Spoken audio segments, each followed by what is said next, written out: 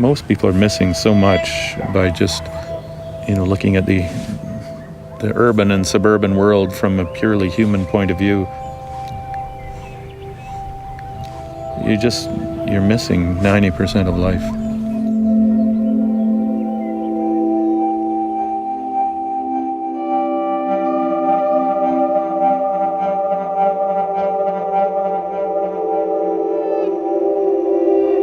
I'm Dick Cannings. I live here in Penticton. I've been interested in birds since I was very small. I can't remember when I wasn't. And I work with birds right now. That's my job, my life, my living.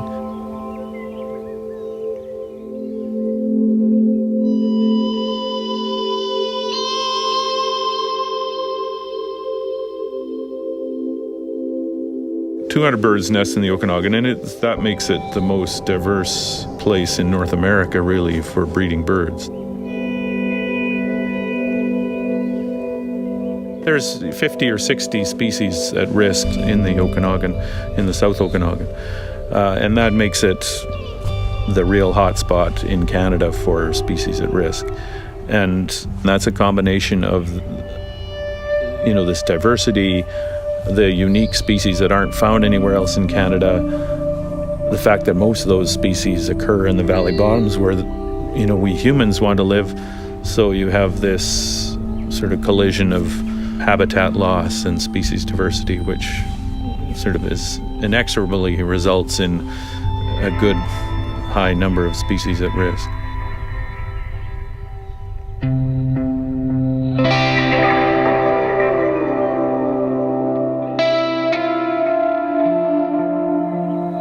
There's been loss of the riparian habitats, the habitats along the creeks and rivers and lake shores. Probably 80% of that habitat has been lost over the last 100 years.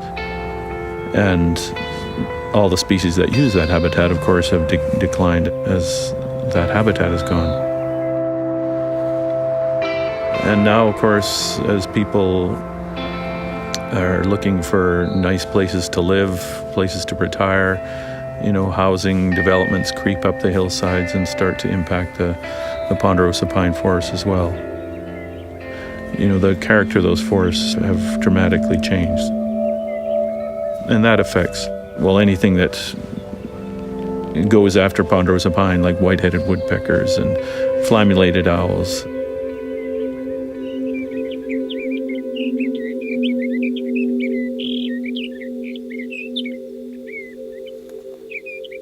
Birders are very good at noticing this habitat decline because, they like to see all the species every year or every month. When they go back to their favorite spot to see species X and it's gone, it's something else, they notice that.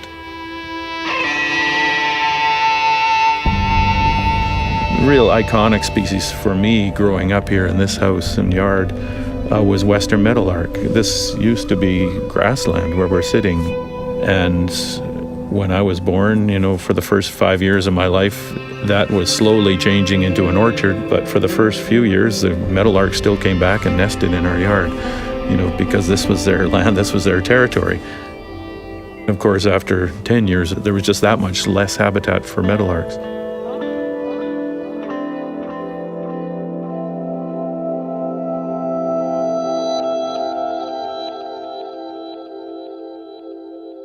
Part of what I enjoy about it is that they give you a window into the non-human world. Most people are totally in the human world and don't really care about anything outside it, don't even hardly know it exists. Very few people, I think, really think about that non-human world to any extent at all, and certainly to the extent that they can appreciate it. They can appreciate it on the aesthetic level, but what I find myself doing, and what most birders I think do, is you see the world, you find yourself walking through a forest or driving down a road and looking at a lake, and you see it from the bird's perspective. When you see some really nice habitat for this, and you come back a month later and it's been changed in some way so that it isn't nice habitat for that species anymore, you do notice that. And you don't know what you have until it's gone, and sometimes it's too late when you wake up and realize that. So I think we have a moral obligation to ensure that we don't cause the loss of plants and animals from not just the earth, but from significant parts of it, like this valley.